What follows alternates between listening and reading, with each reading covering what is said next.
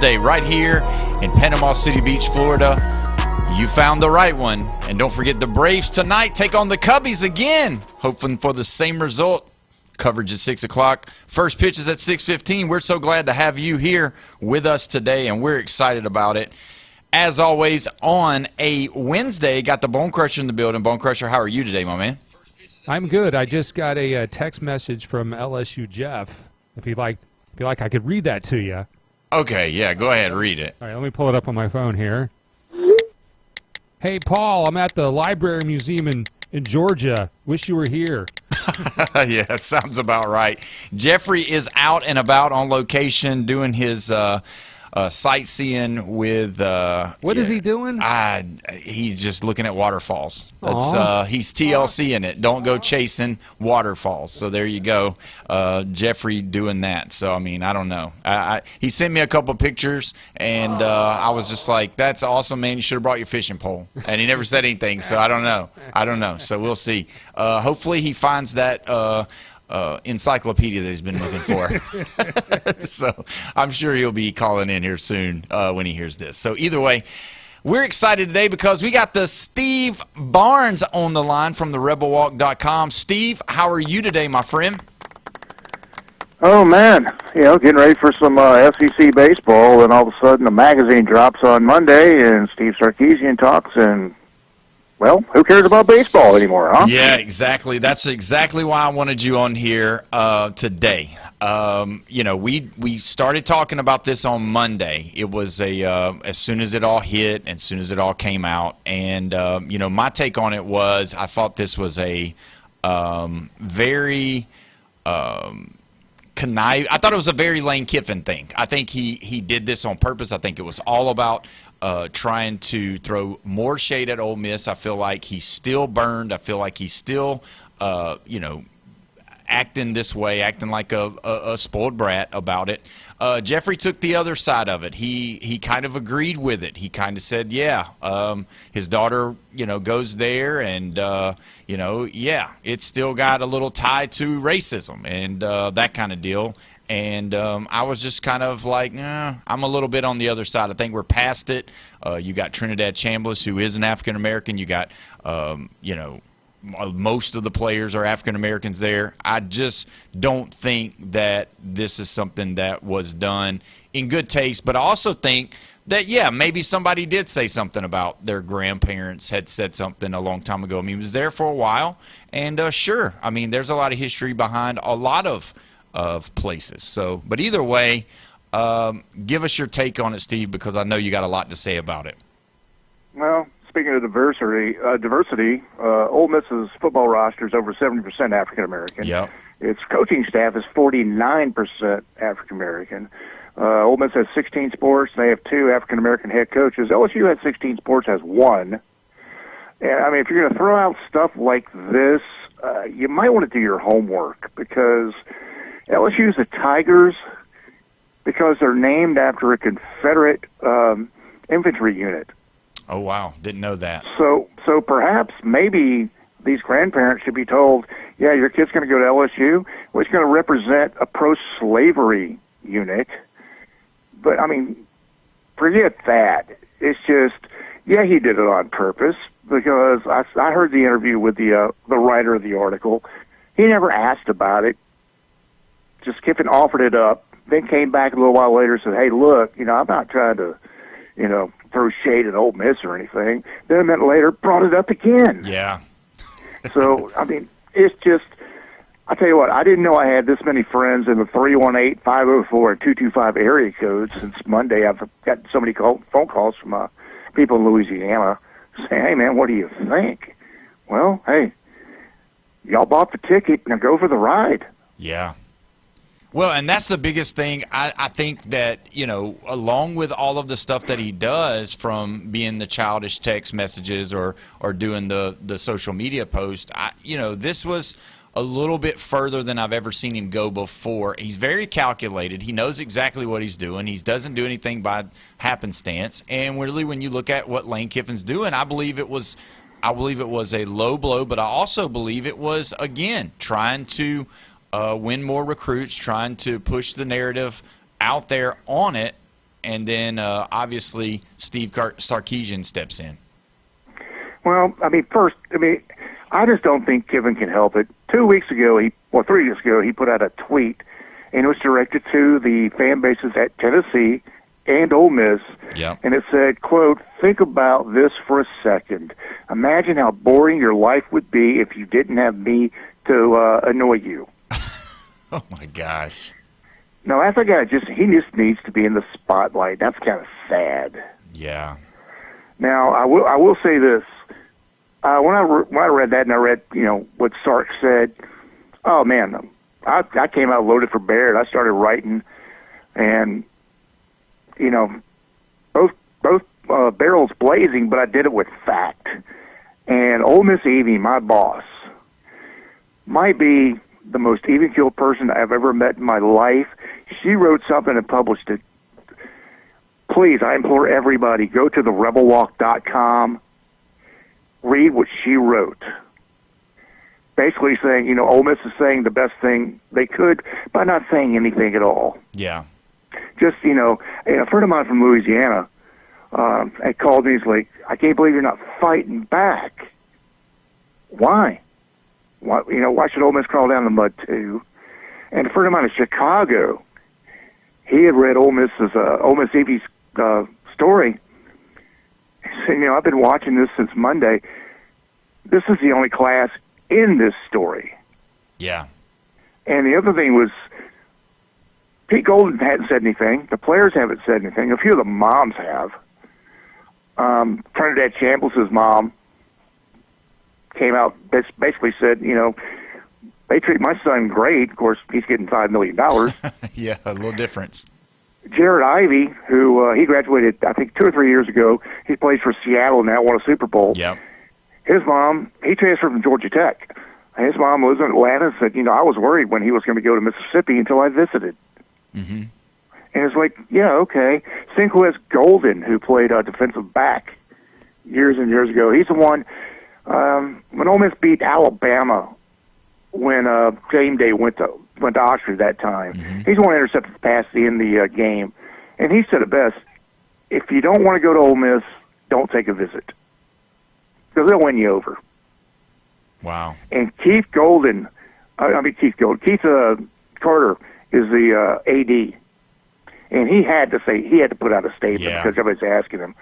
And, I mean, this is going along with Ole Miss Evie. His statement was, "It's kind of amazing how uncomfortable our success is making some people."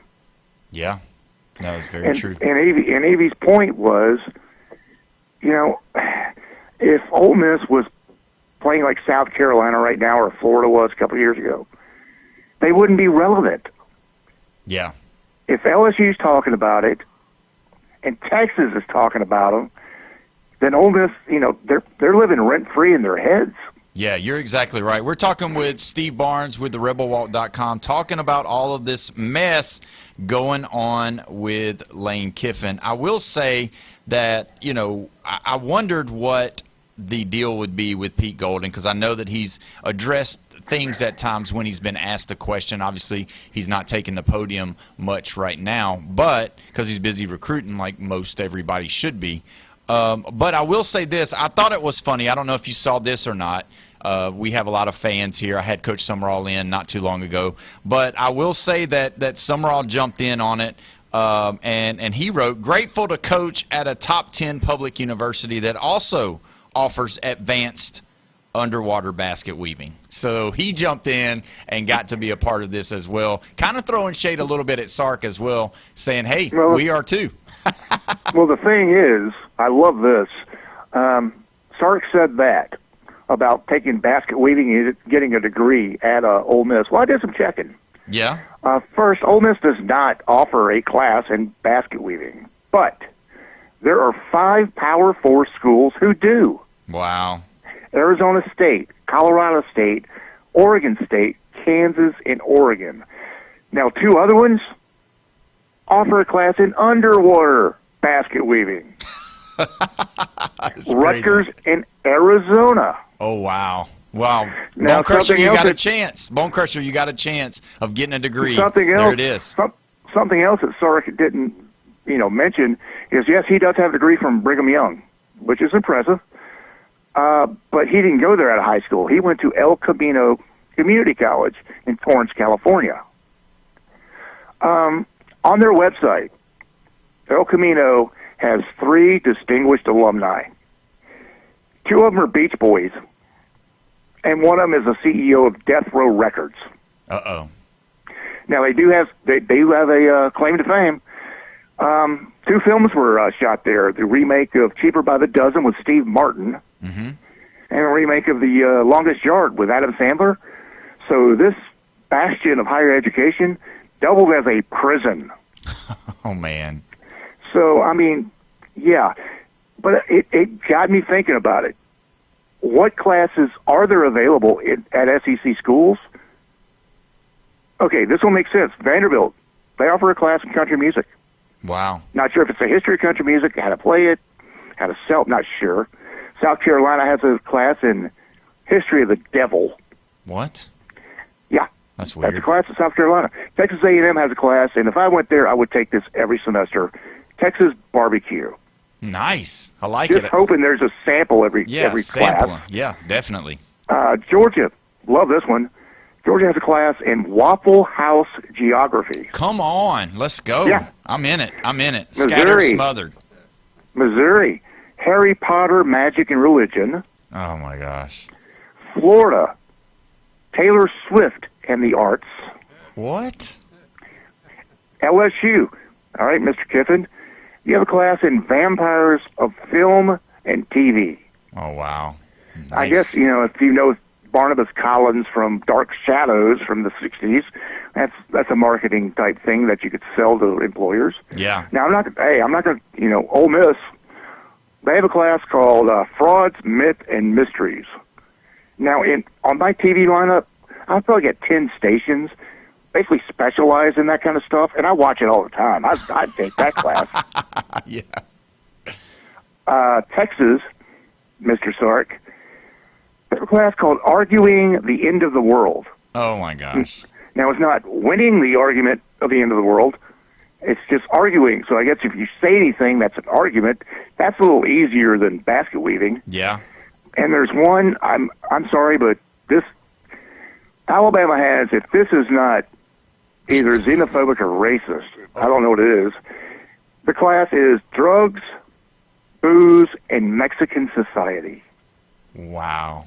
Huh. I've been to Tuscaloosa. They should teach a class called Drugs, Booze, and Bryant-Denny Stadium on a Saturday. Oh, man. Well, I'm surprised. That's some really good in-depth stuff. That's fantastic, though. I'm glad you brought that up. Well, I mean, before I go off half-cocked, at least, get some facts on my side. But Evie's the one who said, hey, you're doing the best thing you can by just ignoring it. Let him do it. And, hey, I've been asked by some Louisiana people, why'd he do it? Is he trying to, spark up the rivalry?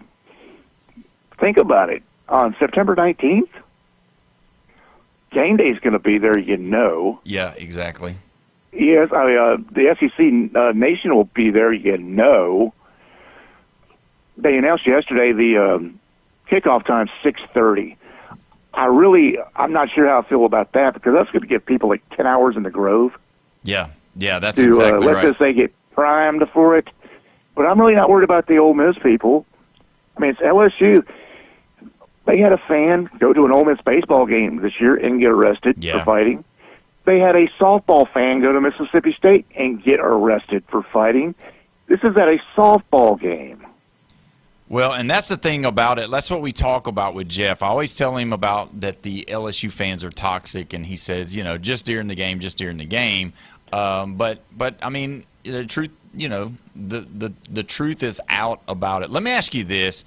Let's move on into, do you think that the whole thing that started out with Dabo, these guys now have this little bit of angst against Pete Golden, but also, do you think it's like you're not supposed to make the playoffs, so we're going to do everything we can to talk down or talk about you because you're not supposed to be a football school. You're not supposed You're to. not supposed to be good. You're not supposed to be this. You're supposed to have a good player, a Manning or somebody that can go to the league and be good and all of that. That's fine. We'll let you have that. But when you start winning football games and everybody starts taking notice, do you think that's a part of some of this? Why Stark wanted to jump in, and then obviously I think Summerall was just doing it to have fun. But with these coaches, well, back in 1982, when I told all my friends, next fall I'm going to Ole Miss.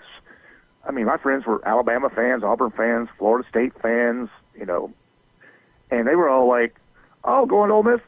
That's kind of cool." Because Ole Miss was like your cousin. yeah, He's a guy that comes over, you have fun, you beat him, and he goes away. yeah, It's not quite like that anymore. And something else about that time. Kiffin said he had difficulty because of the Confederate flag and Colonel Rebel. I was a sophomore in 1983 at Ole Miss. That's the year they took Colonel Rebel off the side of the football helmets and basically have the powder blue one now that says Ole Miss on it. They started that in 1983. They got rid of Colonel Rebel. Also that year, the band, the cheerleaders, employees, none of those people were allowed to carry a Confederate battle flag in public.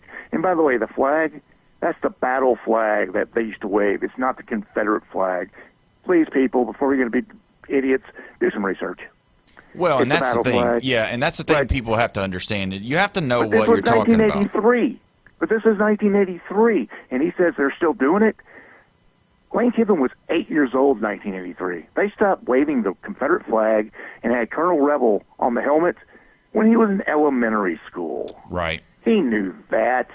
And, I mean, John Forcade's a good friend of mine, former Saints quarterback, Ole Miss quarterback. Now he works at ESPN New Orleans, covers LSU, and I talked to John about it. Said, well, the man knew he was lying when he said it to Vanity Fair twice. And Ryan McGee from ESPN, he did a great interview on ESPN yesterday where he said, it was a year ago this time, I was sitting down in Oxford with Lane Kiffin. Mm-hmm. And he said, well, I needed Oxford more than Oxford needed me. And he also said I had a preconceived notion about Mississippi. And then I got here and found out it was all false. So either Kiffin was lying last year or he's lying right now. He can't have it both ways. So either way, he's just coming out, I mean, nationally as a joke. Jim Rome made fun of him. I can't stand Jim Rome. I'm sorry. Oh, Chris But Everett he himself. made fun of him. I mean, this is not playing well nationally. And the apology he came out with, I didn't mean to insult Mississippi or Ole Miss. Then why'd you say it twice? Yeah. Yeah, I think everything that So he I don't does think is people are buying calculated. that. Yeah, I think he's calculated. I know that it's gonna add more fire to or add more fuel to the fire, but it's also going to let these people see that I agree with you. And the greatest thing you said today to me was if you bought the ticket, you got to enjoy the ride now, and I think that's what they're going to see.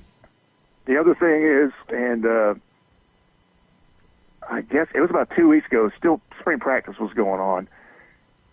Again, at a presser, Golden's asked, what about September 19th? Mm-hmm.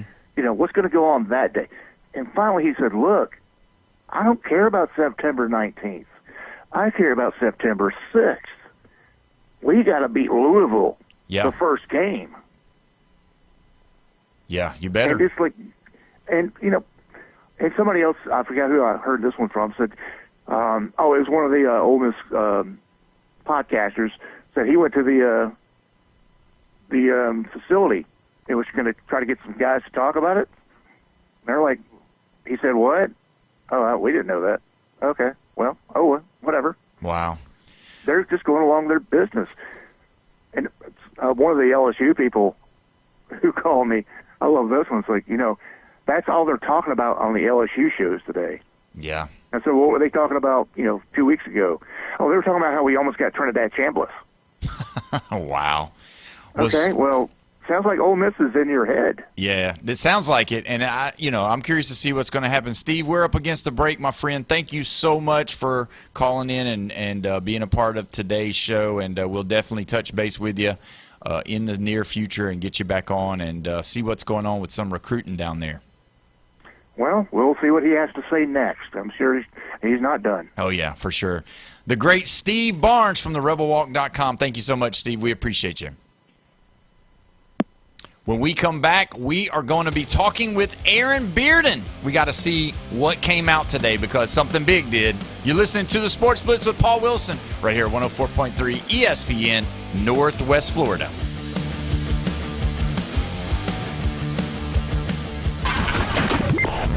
.3 ESPN Northwest Florida. This is Braves country. This is unbelievable. Tonight, the two best teams in the National League face off at Truist Park. Fly ball, deep left field, back to the wall. He just supercharged that thing. Coverage coming up at 6. First pitch at 6:15 on your home for the Atlanta Braves on the Gulf Coast. 104.3 ESPN, Northwest Florida. Good afternoon. This is Anna with your latest forecast on ESPN Northwest Florida. The rest of the day, mostly sunny and a temperature of 80 with wind 8 to 12 miles per hour out of the north. Clear skies tonight, a light breeze and cool near 69. Sunny and 81 tomorrow. 79 and sunshine with a light breeze Friday. Saturday sunshine and a temperature a little hotter at 85. This is your Wednesday's weather brought to you by Earthworks of Northwest Florida. Thank you for keeping that dial at ESPN Northwest Florida. Rely on it. Crawfish season is back and the heat is on at Lone Star Boil House. Lone Star Boil House is where the locals go for delicious, mouth-watering Cajun crawfish, shrimp, buttery red royals, and everything crab. Plus, Lone Star Boil House is now serving liquor. Get crawfish 6 days a week, open to close. To-go crawfish also available at the front bar, and crush the follow on Facebook for frequent food and drink specials. Lone Star Boil House, 320 West 5th Street, downtown Panama City.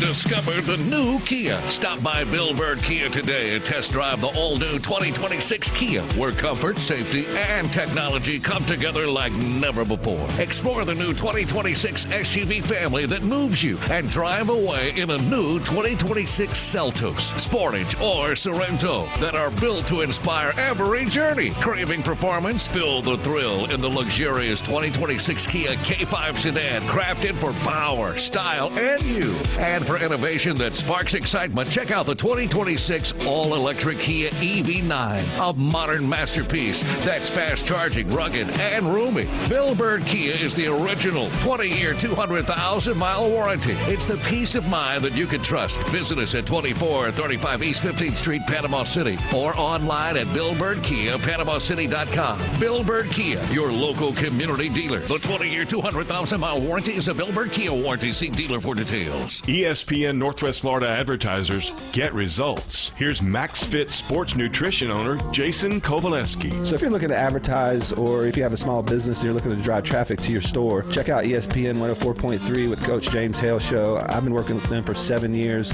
They've driven a lot of traffic to my business. It's one thing to advertise on the radio where people may hear it. It's another thing to be able to come on, talk to your customers directly. Get results for your business. Call ESPN Northwest Florida, 850-215-4468.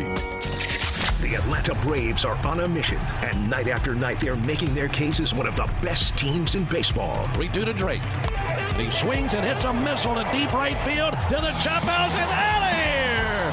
Tonight, the Braves welcome the Chicago Cubs to Truist Park for a big National League showdown as Atlanta opens up a 3-game set at home. Coverage coming up at 6. First pitch at 6:15 on your home for the Atlanta Braves on the Gulf Coast. ESPN Northwest Florida. For everything in the world of golf, it's the Watson Report. Thursdays at 4:20 with Alan Watson from Golf Plus. ESPN Northwest Florida. We are back live and local right here, 104.3 ESPN Northwest Florida, your spot for the Atlanta Braves. Don't forget the Braves tonight play the Cubs again. 6 o'clock is the start time. 6:15 is the first pitch. Don't forget also today is your chance to win again at 5:15 for a chance to win a $25 gift card to Ferrucci's Restaurante in beautiful downtown Panama City. When you hear the cue to call, be caller 10 at 850-215-6290. It's the Ferrucci's Feast from Ferrucci's Restaurante in downtown Panama City, where anniversaries are celebrated and love stories begin. So just make sure this Friday is the last time that we do this for a little while, but I'm just saying, you better get on. You got Wednesday, Thursday, Friday, 3 more chances right here, as well as 3 more chances with Coach Hale in the morning. And then we can't use the music bed. And then we can't do that anymore. I need to say where anniversaries are celebrated and love stories begins. That's so great. I love it. I enjoy doing that. Either way, Aaron Bearden from Instant Replay Sports Card is on the line. Aaron, how are you today, my friend? Fantastic. How about you guys? Oh, man, I'm doing great. We are Jeffless today. He is out looking at Encyclopedia Britannicas and having a good time doing that. How's it been going? Well, how's the things going? Important. Yeah, exactly. Yeah, things are good. It's hopping around here. You got encyclopedias? Yeah, do you guys sell encyclopedias? Maybe a one of one? Autographed by Britannica himself? Yeah, the original printer's plate. Yeah. That's great. Very popular item. Yeah. Oh, I'm sure everybody's looking for that. So what is going on? I know there's some big things coming out today. Give us the update of what's coming out and what's going on.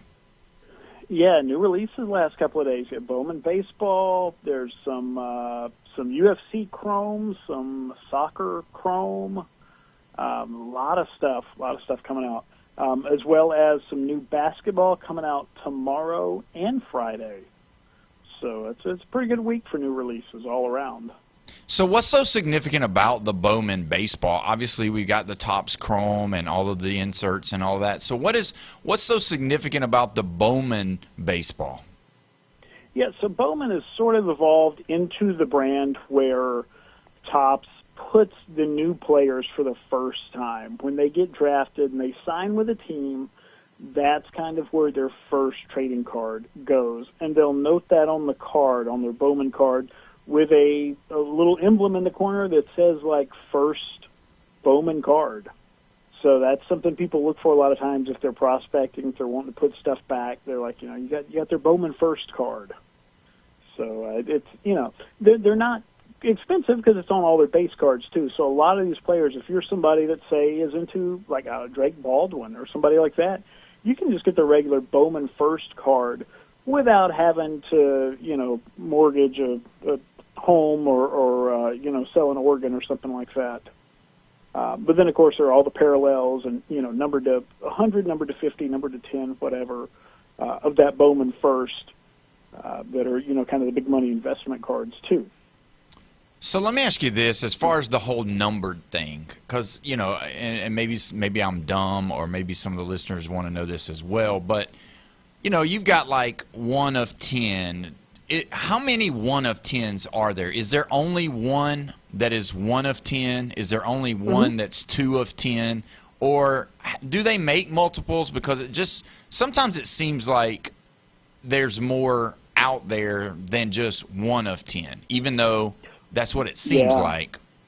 Yeah, so it's a complicated answer. Let me give you the details on that. So the short answer being yes. If you see something that is 1 of 10, if it's blue bordered, or we're just going to throw a color out there, blue bordered Ronald Acuna card, and it's 1 of 10, yes, that should be the only one out of the 10 they made. Now they make a lot of different parallels. So sometimes, say with a product like Bowman, you have the blue bordered card, what they call like the paper card. Then you have the chrome one, and that might also be numbered to 10 with the same color border. Then you would have things like the refractor, the prism refractor. All these cards have different patterns in the background of the card. You have like the lava wave, the ray wave, all these crazy different things. Every one of them can have a version numbered to 10 as well. But within that one version, yes, there are 10 of that card out there.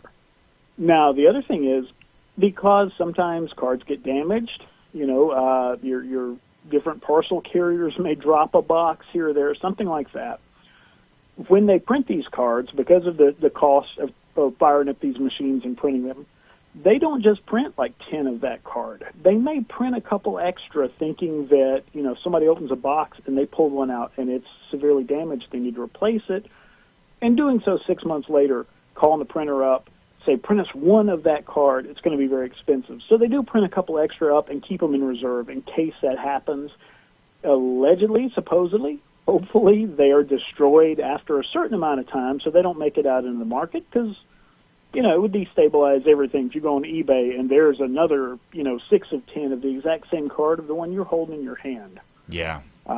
But, yes, for printing reasons, sometimes there are more than just that 5 or 10 or 20 of that card, but they shouldn't be out in the hands of the public. But, yeah, you do have those variations. Like I said, you can have the blue one, the blue laser, the blue prism, the blue whatever. And each of those would be numbered to the same amount. This is 104.3 ESPN Northwest Florida. We're talking with Aaron Bearden with Instant Replay Sports Cards. Kind of into the same line of questioning about this as far as what makes cards more valuable, because obviously if you've got numbered cards, that's the ones that everybody values those because of that being that they only made supposedly a few of those or whatever the number is, 10, 20, 30, 50, 100, whatever. Let me ask you this, Aaron. When you are, if you do pull one of those cards, how much more valuable is it if you get an on-the-card autograph? Not the one that has been already signed that's in the pack or whatever, but if you say you have the opportunity to go somewhere and you drew one of these numbered cards and you have the opportunity to go to a place where, they're having a signing and you get that. How much more value does an on-card autograph, and I know you don't know exact, but give me kind of the values, how much they go up by when you have one of those. And then do you have to take a picture? Can a picture certify that he signed that card for you? Right. Okay. So to start with, what does it do for the value? Well, if it's a popular player, it will increase the value. It is hard to put an exact number on that on just a theoretical player, a theoretical card. When we're talking about autographs and values, a lot of different factors come into play, such as what did they sign it with, where did they sign it, how clean's the autograph, a lot of those things. Typically, the cards that you would get signed in person, maybe if you're lucky enough to get down there at batting practice and get a card signed or something, typically those are not as valuable as the cards you pull out of the pack. Wow. Partially because the ones pulled out of the pack are kind of a finite number, that Topps or whoever, Panini, whoever will say, hey, they signed 200 cards for us or something like that. That player, they may sign, 5 to 10 of those cards every single day at the park. Right. So it's a little harder to know exactly how scarce they are. Now, for your own personal collection, hey, if you want to, you pull a card numbered low like that and you can get the person to sign it, that's pretty cool. Yeah. There are certainly people that will pay for that. Now, the second part of your question about authentication, no, a photograph really will not suffice. Your autograph authentication companies like JSA and Beckett, they won't accept just a photograph. If you show them an item, I got this signed by this guy, here's a photo of me and him with him signing, that alone's not good enough. Their experts are going to look at the signature itself. But there are plenty of people out there. If you start Googling, anybody off the top of your head, King Griffey Jr. signing autograph, Dan Marino signing autograph, you're going to find tons of pictures of these people on Google, or somebody took a photo of them signing an autograph. Some forger can go get the same item and take a signature on it and go, look, here's a photo of him signing this card or this ball.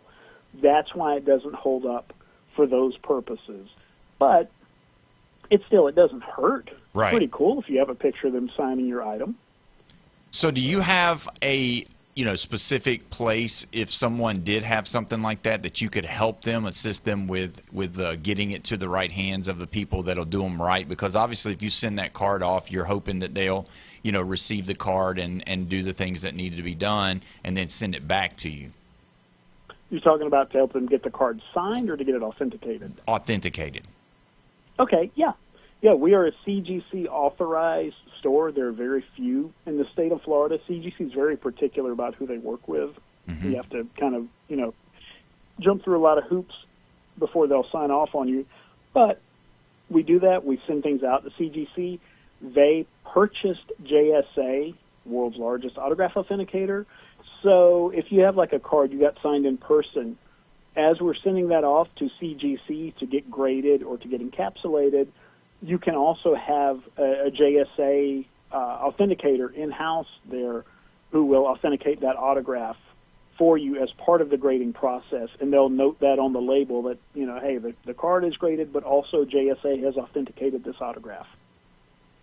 Are the autographs mainly more worth more on items like that, or does it, just like an autograph book? If you had for example, when we used to go to the Senior Bowl back in the day, they used to let you just go on the sideline during practice. There wasn't anybody checking or anything like that. And after practice, if you wanted to get an autograph, you could. I mean, I've got Bo Jackson that way. I've got Brett Favre that way.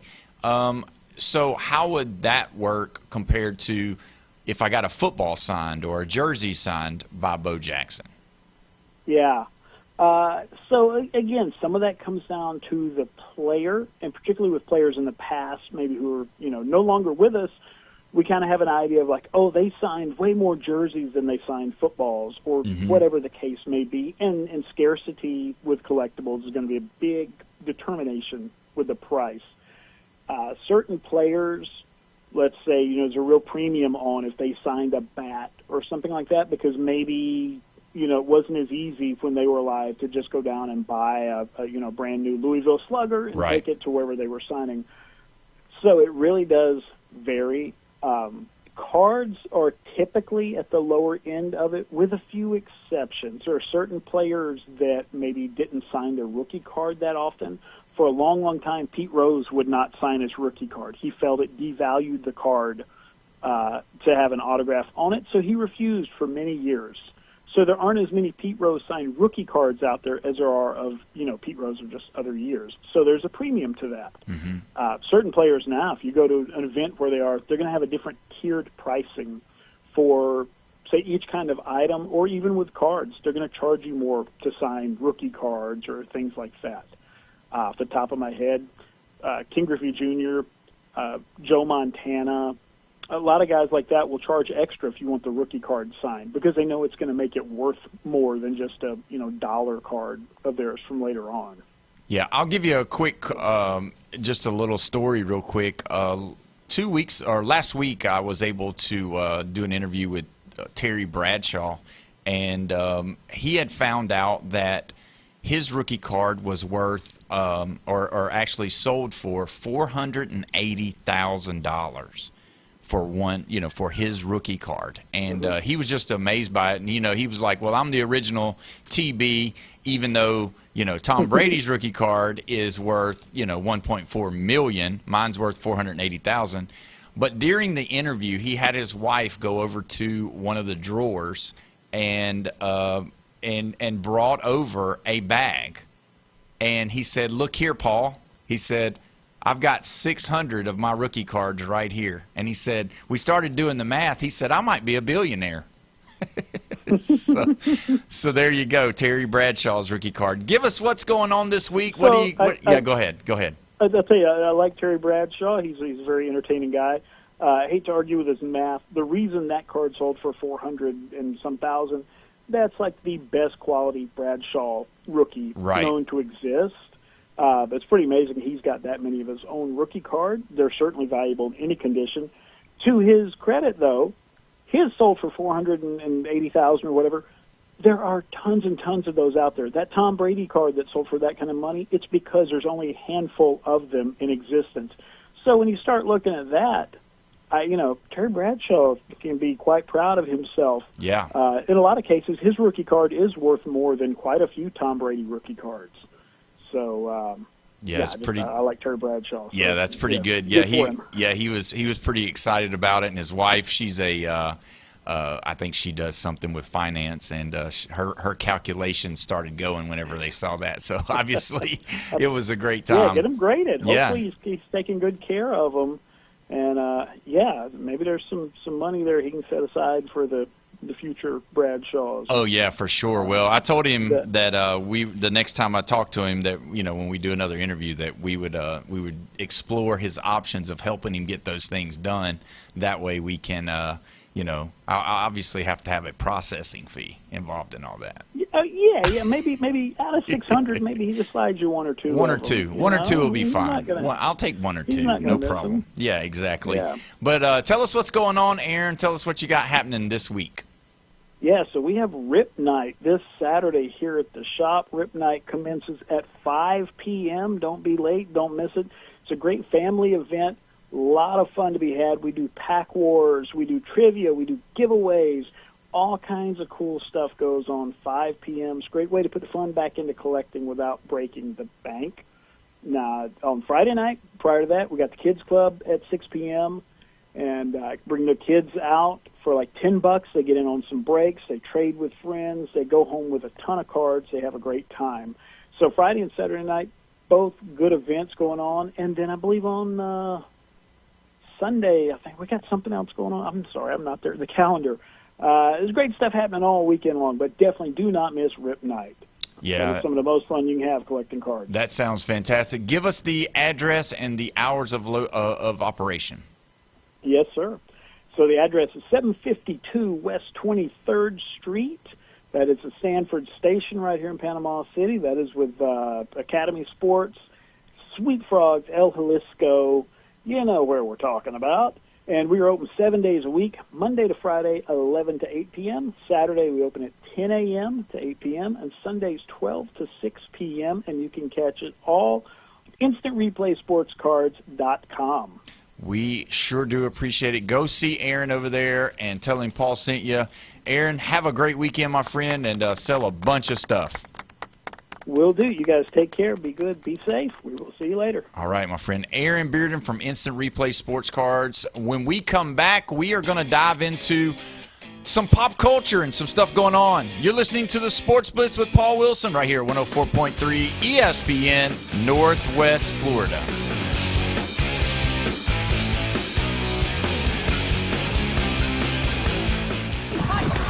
104.3 ESPN Northwest Florida. Hey, this is Richard and Connie from Fountain. Real local winners. And we just won a $25 gift card to Ferrucci's Ristorante in the Ferrucci Feast, just for listening to the Coach James Hale Morning Show. Thanks, y'all. Sound like a bunch of rednecks. Keep listening to Win on the Gulf Coast. 104.3 ESPN Northwest Florida. Ready to play? Welcome to DuPlay, your premier indoor destination for family fitness and total fun. DuPlay is designed for fun, movement, and skill building for all ages. Kids can explore our active playgrounds, while athletes and teams can utilize our turf fields, indoor soccer, batting cages, full basketball, and volleyball courts. With open play, training space, and structured activities, it's all inclusive at the new DuPlay in Panama City. Take a look now at DuPlayOnline.com. That's DuPlayOnline.com. Are you in need of reliable, secure, convenient self-storage? Too much stuff and not enough room to put it all? Stop on by to your storage units. With a wide selection of climate and non-climate self-storage units, your storage units is sure to have just what you need. From a small 5x5 to as large as a 10x20 and up. Just remember, if you need more space and less clutter, call your storage units 850-252-4309 at 7100 US 98 right over the Halfway Bridge and PCB behind the Taco Bell. Are you looking for a place to take a leak? Do you have a truck, tractor, or other hydraulic equipment leaking or not performing as it should? At Reliable Hydraulic Solutions, we can get you back to work. Do you have a busted or leaking hose? Hydraulic cylinder or pump needing repair? If competitive pricing and a quick turnaround are what matter to your business, come see us at Reliable Hydraulic Solutions, or you can give us a call at 850-326-3000. Reliable Hydraulic Solutions, 6840 Highway 77 in Southport, the best place in town to take a leak. The Atlanta Braves are on a mission, and night after night they're making their case as one of the best teams in baseball. 3-2 to Drake. He swings and hits a missile to deep right field to the chop house and out of here. Tonight, the Braves welcome the Chicago Cubs to Truist Park for a big National League showdown as Atlanta opens up a 3-game set at home. Coverage coming up at 6. First pitch at 6:15 on your home for the Atlanta Braves on the Gulf Coast. ESPN, Northwest Florida. The Sports Blitz. Woo! Welcome home, baby. 104.3 ESPN Northwest Florida. We are back live and local, your spot for the Atlanta Braves. This is the Sports Blitz with Paul Wilson at 104.3 ESPN Northwest Florida. The Braves tonight take on the Cubbies at Truist Park. 6 o'clock is the start time for coverage. 6:15 is the first pitch.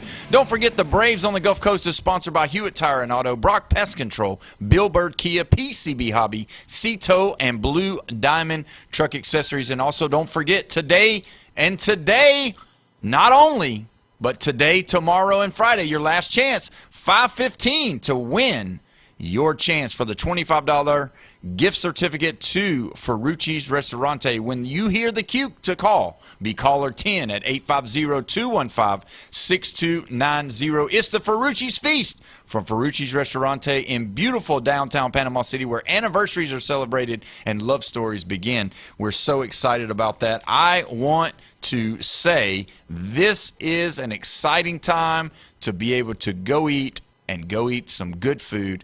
And so why not do it on Ferrucci's dime, our dime. There you go. Either way, we're going to go ahead and go to the phone line. We've got Ed on the line. Ed, how are you today, my friend? What is going on, guys? 131 days sober. Can't argue with that. The weather here is nice, man. And the Spurs won last night, so I'm feeling pretty good. Guys. Let me say this to you, Ed. Congratulations, man, and keep up the good work. We're supporting you here, and we're so glad that you are keeping us based on what's going on with you. And, yes, you are right. You got the win last night, and that's exciting. But there's something else you want to talk about. What is it?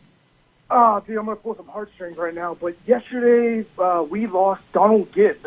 Yes. Last night, yesterday. And if you don't know who Donald Gibbs is, I guarantee you've seen one or two of his movies, and he is in the top 10, and I will say this, the top 10 of fighting movies of all time, which is better known to you and me as Bloodsport. Oh, yeah. That was a fantastic movie. I love that movie. Yeah. I've seen it from, obviously when I was a little kid, and then now every once in a while it'll be on one of the channels that I'm flipping through, or when me and my wife are relaxing or whatever, and I'll see it and I'll stop, and obviously my wife, she's like, what is this, and I'm just like, it's Bloodsport. I mean, it's like the number one. I mean, that was fantastic. And you're right, Donald Gibb played a great part in that movie. I mean, he was fantastic. But we got to talk about the movie that everybody here we go. my age remembers. Can I say it? Yeah, you go ahead. Ready? Yeah. That's exactly right. Man, that sounded just like him. The Revenge of the Nerds. Yes. There you go. I mean, and, he tried to outdo Booger on the burp, and he couldn't do it. Booger got him on the longest burp. And, I mean, just one of those classics, Revenge of the Nerds. Obviously, I don't know when it was. Was that in the 80s, Bone Crusher, when that movie was going on? Right. Yeah. And, but he was just a fantastic. He played that part so well. Ed, how old are you? I'm in your business, but no, I'm 40. Okay, so not too bad. I'm just joking. No, I'm 40, but no, that was in the 80s, though, honestly, man. And, yeah. How old are y'all, by the way? I never even asked. None of my business. Yeah, well, I mean, Bone Crusher's, he's up there, and then I'm still young. I'm in my 40s as well. I'm 52. Y'all look like y'all are in your 30s. I was guessing y'all about 35. I appreciate that. That haircut looks amazing, by the way. Your haircut is amazing, by the way. Thank you. Time, I appreciate that. I'm getting another one today. No, but joking aside, guys, I was born in the 80s as well, and I loved those 80s movies, and they're classic. They're OG, funny as well. They're always entertaining.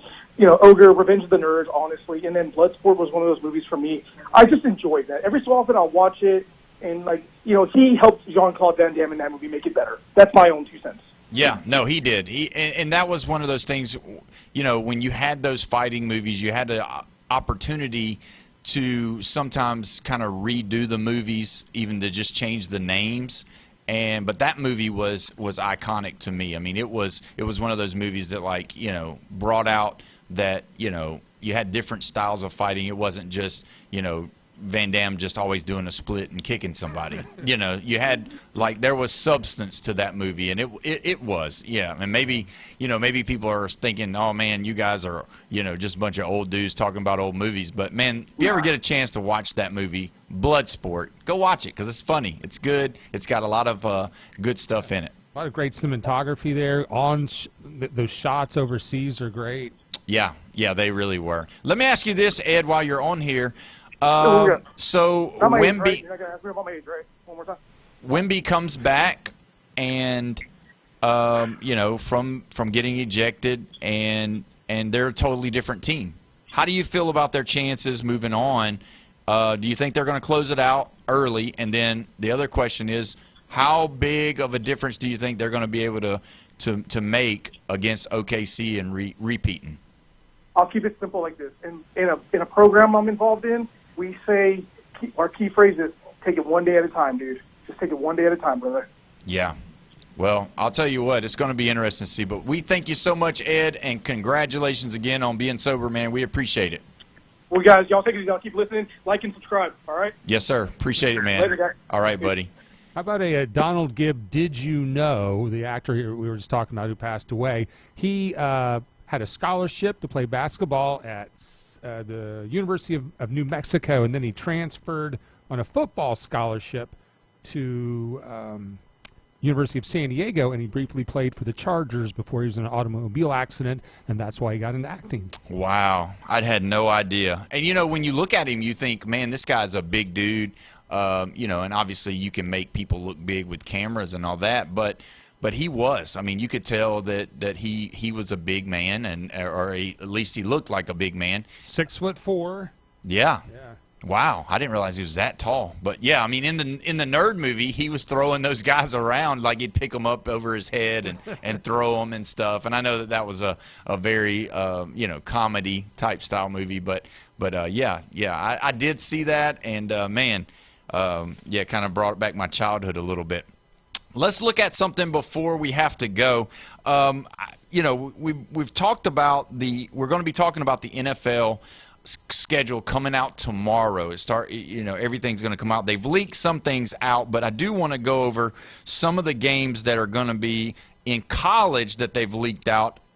We do now know that on November the 27th, the Florida Gators are going to be playing the Florida State Seminoles at Doak. So, with that being said, I just wonder what the people think about it being November the 27th, because, Bone Crusher, I don't know if you realize this or not, but that's a Friday night. In November, you got Florida State and Florida playing on a Friday night. Out of all the teams that you ever would have thought about, even growing up, even last year before last, have we gone so low now that we've got the Gators playing the Seminoles on a Friday night? It's not even a marquee game. You got high school football going on around that time. You got all kinds of other stuff going on right now about that time. On a Friday night, you're going to be watching the Florida State Seminoles take on, I mean, well, that sounds spicy to me, but you don't seem to like that. I don't like it. Why not? I don't like it because, I mean, it's November. It's the day after Thanksgiving. It just don't seem right. I mean, the day after Thanksgiving, You're gonna Florida get a national State audience that day. Florida State playing Florida needs to be on a Saturday at night, whether it's at Doak or whether it's in the swamp. I can't believe the day after, you know, everybody's going to still be shopping. Everybody's still going to be eating leftovers. Everybody's still going to be eating the desserts. And then, at 3:30, we got to watch. We got the Florida State Florida game coming on. I don't understand it. I'm just confused about it. I don't get it. But, I mean, really, when you look at all these college games that are moving, the good thing about it, the SEC has announced that they're not doing any of their games as far as in-conference games against each other on a Friday night. So that's the best part about it. Sankey came out and said that, I'll read you exactly what I said. He's reaffirmed the SEC stance against playing games on Fridays, as they are now the only power conference without games on that day of the week.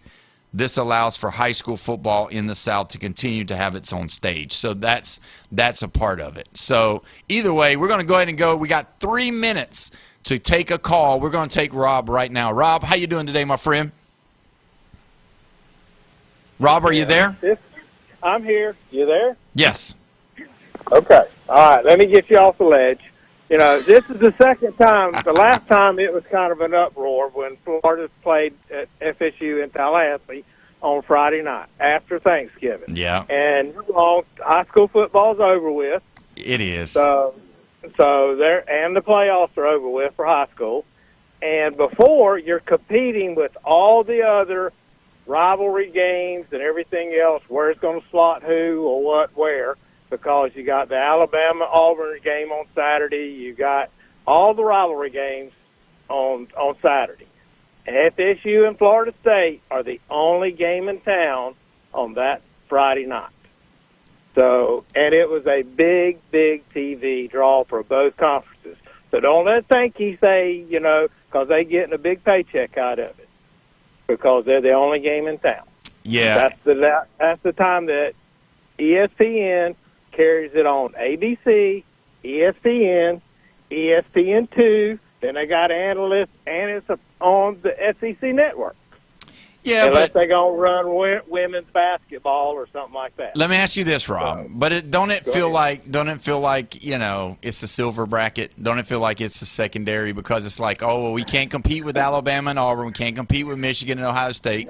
We got the second place. No, because me as a fan, I get to watch. Normally, we get to watch the Egg Bowl on Thursday night, on Thanksgiving night. Yeah. And then we get to watch another good football game on Friday night, and then we can have our pick and choose who we want to watch. Because, the Big Ten's going to be at noon. Yep. Their game's going to be over by 2 o'clock, and then it's usually you got a couple good games that you can pick between Clemson and South Carolina is usually a good fight, So, and then you got, the kick six that you can watch. Well, we don't want to hear about that. We don't want to watch that. Well, listen, Rob, we appreciate you calling, my friend. Who's going to win that game, real quick? Probably the Gators. Yeah, that's right. I hear you. All right. Well, thank you so much for calling. We appreciate it, Rob. We will come back. When we come back, we're going to have the head football coach of the Mosley Dolphins, Coach Tommy Joe Whidden, on. You're listening to the Sports Blitz with Paul Wilson at 104.3 ESPN Northwest Florida. 104.3 ESPN Northwest Florida. This is Braves country. This is unbelievable. Tonight, the two best teams in the National League face off at Truist Park. Fly ball, deep left field, back to the wall. He just supercharged that thing. Coverage coming up at 6. First pitch at 6:15 on your home for the Atlanta Braves on the Gulf Coast. 104.3 ESPN Northwest Florida. Good evening. This is Joanna on ESPN Northwest Florida with your weather forecast on this Wednesday. Clear tonight with a light breeze coming out of the northwest at 5 miles per hour and temps near 68. Tomorrow morning we will have sunshine and a wind speed of 9 miles per hour and be warm at 78. Sunny in the afternoon and evening and a high 82 with a gentle breeze. Sunshine Friday with a temp of 80. This forecast is brought to you by Earthworks of Northwest Florida. Thank you for keeping that dial on ESPN Northwest Florida. Rely on it. Lace up your running shoes for the 6th annual Jam on the Coast 5K. Presented by Visit Panama City Beach in partnership with Gulf Coast Jam. Join us May 30th for this family-friendly race at Frank Brown Park and running through Gales Trails. Every participant receives a premium race t-shirt and a finisher medal. And that's not all. Registered runners will receive an exclusive coupon for Gulf Coast Jam merch for one of the biggest events of the year. Don't wait. Register now at PCB5K.com. The Atlanta Braves are on a mission, and night after night they're making their case as one of the best teams in baseball. 3-2 to Drake.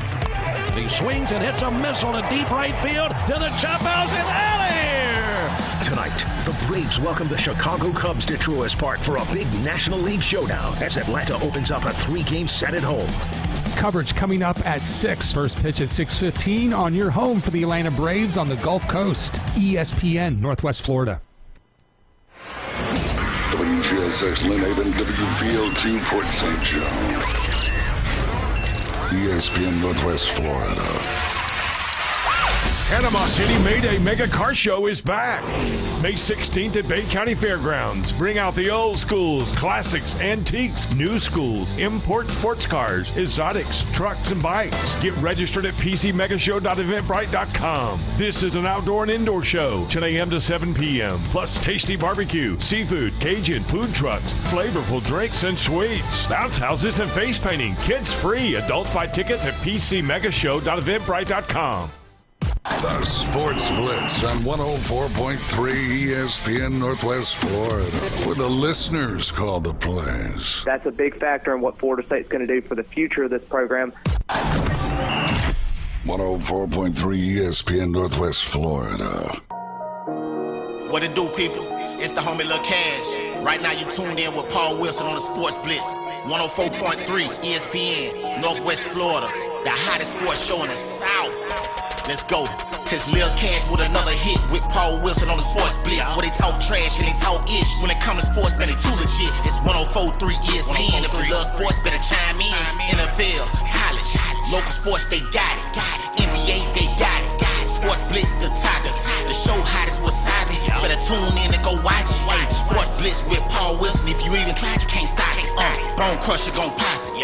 No Jeff gon' pop it. Go like, comment, subscribe, and share. Right now. We are live and local right now at 5 o'clock on this beautiful Wednesday in Panama City Beach. This is the Sports Blitz with Paul Wilson, 104.3 ESPN Northwest Florida, your spot for the Atlanta Braves. Don't forget the Braves host the Cubs tonight at Truist Park. Starting the coverage at 6 o'clock. First pitch is at 6:15. Don't forget the Braves are sponsored by Hewitt Tire and Auto Brock Pest Control. I like those guys. Bill Bird Kia, PCB Hobby, Cito, and Blue Diamond Truck Accessories. And also don't forget, at 5:15, your chance to win a $25 gift certificate to Ferrucci's Restaurante in beautiful downtown Panama City. We're pumped up and ready to go because we've got Coach Tommy Joe Whidden on the phone line from the Mosley Dolphins football program. Coach, how you doing today? Doing good. It's been a while. It has been a while, and I know you've been busy, getting these boys ready and getting ready to be done with this school year. Real quick on that note, you got any big plans for summer with you being, in school all year? Do you guys take some time to take the kids some places or visit family or anything like that? Oh yeah, we'll take a little time off. I think we'll make a trip down to Disney. I got 3 boys under the age of 10, so we'll make a Disney trip, and then just another week we'll just probably go to the beach, just rest and relax and enjoy the family time. Man, I should have never asked you that. My wife has been killing me over going to Disney this summer, and I've been trying to put it off, and then now here you are telling me that you're going, so thanks a lot, Coach. I appreciate that. Y'all go together. That's right. Yeah, on his dime. Oh, man. If you drive. That's right. All right, so, Coach, we've got it going. Your team now, you got another team ready to go. Let's talk about it. First question I got for you, though, is obviously last year you had, some really good dynamic players and some of your players that are coming back, they're dynamic as well. What's going to be the difference between this team compared to last year's team? Well, I think one of the first things when you just see us offensively, we won't have the big tight ends out there anymore. Now we got some young up and comers that we're developing and we're excited about their future, but that's the first thing you're going to notice. We don't have the 2 big tight ends. We just got the one right now, Tanner Page, who's done a good job, filling the shoes of Adam Land this spring, and we got 3 starters back on the offensive line, so that's exciting. JP's back. Sammy, our running back, is back, so excited about those pieces. And then some new faces, Khalil Lauderdale be playing in the slot for us, came on strong for us last year. Had a big touchdown in the Mainland game in the playoffs as a freshman, so we're excited about his future. And Caleb Capps, played, when Adam got hurt, Caleb came in and got some meaningful playing time down the stretch there towards the tail end of the year. We've moved him to outside receiver. Now he can still get in there and do some tight end stuff as well, but I was excited about his spring that he's had so far offensively. So those are things that are going to be a little bit different. And then, defensively, we lose, Captain and Wyatt Fleming that did a lot for us. But King Colbert, he was our most improved player last year defensively. He's done a great job just being the vocal leader, making all the calls, the checks defensively in there at linebacker.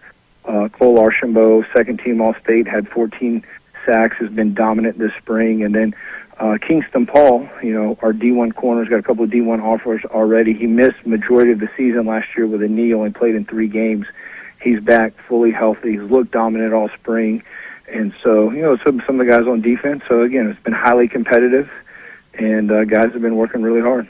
Are you going to have a lot of rotation as far as in those places that you didn't say? Are you going to have some opportunities for some of those guys to get some playing time early on with your rotations as far as your offensive line, defensive line, even in some of your other places that maybe you did lose some of those Division I talents or whatever?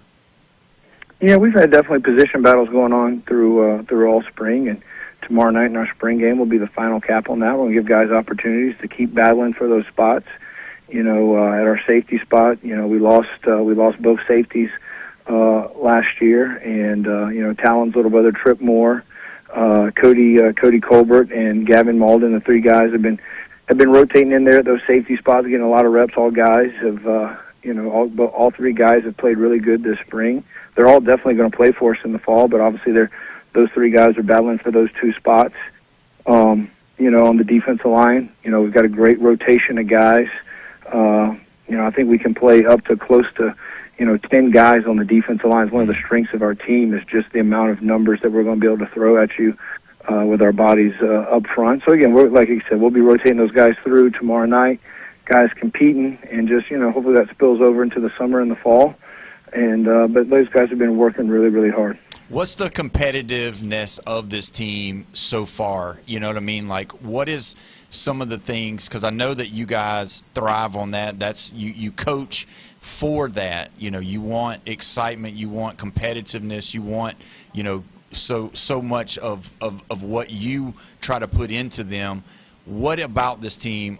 Have they shown you that they're a competitive group and that they're going to really get after people? Oh, man, if you play Mosley football, you have no choice but to be competitive. That's just in our DNA. That's what we do every single day. Again, obviously people are going to win. There's definitely going to be losers, but the thing we expect to do is compete. And if you don't compete, you will definitely be called out in Mosley football. And our guys know that. They respond to that. They know what the expectation is, and they go out there and do it every single day. We pride ourselves. We say we want to have the most physical practices in Northwest Florida. We go full pads. I feel confident saying we go full pads more than any other team, and we get out there, we get after it. And again, because if you're going to be physical on Friday nights, like, you got to practice physical. There's no magic switch that you can just turn on and show up on Friday night. Oh, we're magically a physical football team. That we try to make that a part of our DNA and who we are, and our guys go out there and try to live it every single day in practice. As far as your schedule goes, I know that you work really hard on trying to, do the things that benefit your team the most, as far as, playing teams outside of the state, outside of your conference and all of that. How proud of your schedule are you for next year? Man, it's definitely tough. I can definitely say it's going to be the toughest one that we've had since my time at Mosley. I think that's a credit to our program. When teams from the outside consider you to be a good football team, people aren't lining up to play you. We come out the blocks with a big one with Choctaw. Choctaw played in the Final Four. Last year they're in the same region for us, and again, we try to model our program after college football. And if you look across college football, that Week 1 game, there's some big ball games that are going to challenge the team, and we're about that. Again, if we want to compete every single day in practice, we want to compete on Friday nights. And You know, we got Choctaw coming to our place week 1, and like I said, it gets into a tough district slate. We got Lincoln and Childs, you know, in our district this year. I mean, both quality opponents. Obviously, we had a tough game with Lincoln last year in the playoffs. This year, we're in the same district as them. You know, we're still going to play Niceville. We're playing Gadsden County. We're playing Godby. So we definitely have some tough opponents on our schedule in the fall. So I've noticed that, you know, there's been some college coaches that's come around and visited some of the schools. What does that look like? Do they, when they come in, give us kind of like the behind-the-scenes look to that. You know, when they're coming, they're talking to you, they're talking to, you know, the coaches, and they're watching, I'm sure. What does that look like when these guys are coming in? What are they doing? Yeah, so when a college coach comes in, I mean, they've seen tape, they've seen highlights, you know. One thing that we really talk about, yeah, everybody has highlights, but all these colleges now have back doors to everybody's huddles. So along with your highlights, they're making low-light tapes on you as well. They want to see, you know, what you look like at your lowest point and how you respond to adversity. So when they come in, they don't talk a lot about your ability. They've watched the tape. They know what you can and cannot do. They want to see you on the hoof. What does your body look like? What is your height? What is your weight? And they want to get to know you, want to find out about these guys as a person. You know, what's their home life like? You know, what are the grades like? You know, are they competitive? Are they hardworking? And then they want to hear examples of that. You know, they don't want to just hear the coach, you know, saying it. They want to, you know, okay, how was he competitive? How's he done this? You know, just starting to kind of build that relationship of finding out about the kid, because the way college football works, you know, it's a multi-billion-dollar industry now, and they're about to, not only they're going to put a scholarship into you, but the guys that make it at the highest level, they're going to give you, you know, several $1,000s now, and they want to make sure they're going to be good on that investment, and they want to know you, everything about you, not just you as a player. Yeah, so we're talking with Coach Tommy Joe Whidden of the Mosley Dolphins right here in beautiful Lynn Haven, Florida. Coach, what's the biggest challenge of the summer? Because obviously you've got the rules, there's things you can do, there's things you can't do. What's your biggest challenge with being the head football coach for these kids? I mean, I think always the challenge is just consistency and showing up. I mean, rule number one of football, Mosley football, is show up. And making sure these kids understand the importance of just showing up every single day. If you show up, we're confident that we are going to make you a better player. Now we have a great group of kids that show up, but again, like always, there's going to be 4 or 5 of them that we got to drag out of the bed and make sure that they're here and make sure they're ready to work, but getting them to buy into just the summer and just that consistent grind of going and working out there in the hot sun and trying to get better, because again, we'll go 2 months and there's not a lot of true football over the summer. It's a lot of weight room. It's a lot of conditioning, a lot of gassers. You know, the football part of it kind of gets put on the back burner a little bit, and it's just doing a lot of things that aren't fun. That weight room's not fun. Running gassers, doing conditioning is not fun, and just doing that every single day. Yeah, it's physically tough, but you know, when you do that for 2 months straight, it gets mentally toughened as well, and just making sure that we're showing up every day ready to work and just having the right mindset. Do you hand out like a nutrition guide for them? I mean, because obviously if they're going to be burning a lot of calories, there's this hot sun's Florida, it's going to pull it out of you. Are you giving them, you know, what they need to eat, how many calories? Do they have to do that now? Because obviously to play at a high level, you've got to have rest, you've got to have, you know, the ability, but you also need that nutrition. Man, you're asking all the right questions today, man, because you're like, these are the things that I'm just preaching every single day, like every single day. It's just, and they're just such simple things that nobody wants to give credit to, but they are so important. A, showing up every single day. B, properly putting proper nutrition into your body. Drinking water. I mean, I say it every single day. Leading cause of soft tissue injury, lack of water in your body. Yeah. Trying to get these guys to drink and to hydrate, put proper nutrition in their body. And the third thing is going to sleep. Go to bed by 10 o'clock. You know, these guys got their phones. They want to be on TikTok and Snapchat and YouTube till 12, 1 o'clock in the morning. I mean, we got to go to sleep and be rested and ready to go every single day. I know those things aren't fun. Those things aren't sexy to talk about, but like those 3 things, showing up, nutrition, and sleep, I mean, I talk about them every single day and just pray that it sinks into these guys and they buy into it and do the things that they're supposed to be doing. Yeah, well, I'm telling you, that's huge. It's so huge for their development. Let me ask you this. Let's step out of the head coach position for a moment. Obviously, big talk of the town right now on all of the sports shows is what Lane Kiffin has said about the state of Mississippi. Obviously, you've dealt with Mississippi State with having, the last couple of years having two of your players going and playing there. What do you think about what he said, and then what do you think about kind of how it all kind of came about? Yeah, it's definitely like a weird thing. Like, it definitely, if I was in that level, I mean, you got a lot of things to deal with your own program, to be speaking about other programs in other states and what's going on in other states. Well, I know he coached at Ole Miss previously. Man, like, I wouldn't want to give any bulletin board material or do anything that, makes my program look bad by talking bad about other states or other programs. And, I think he's a little out of line saying that. He just needs to focus on LSU and making sure that program is the best that it possibly can be. Well, let me ask you this. We've had some people talking about it, and some of our we've had these schedules dropping now. We've got the NFL schedules dropping tomorrow, but some of the college schedules have been dropping, and we got Florida State again and Florida the day after Thanksgiving at 3:30. How do you like that? Do you think that's a good time? Because one of the callers said that it's just hard to compete with the Alabama and Auburn. It's hard to compete with the Ohio State Michigan games, and so this game is the only game that night or that day, around 3:30, that would really, give us the forefront that ESPN, ABC, all that, it'll be on there. How do you think about that game? Do you think that's a good move by the networks?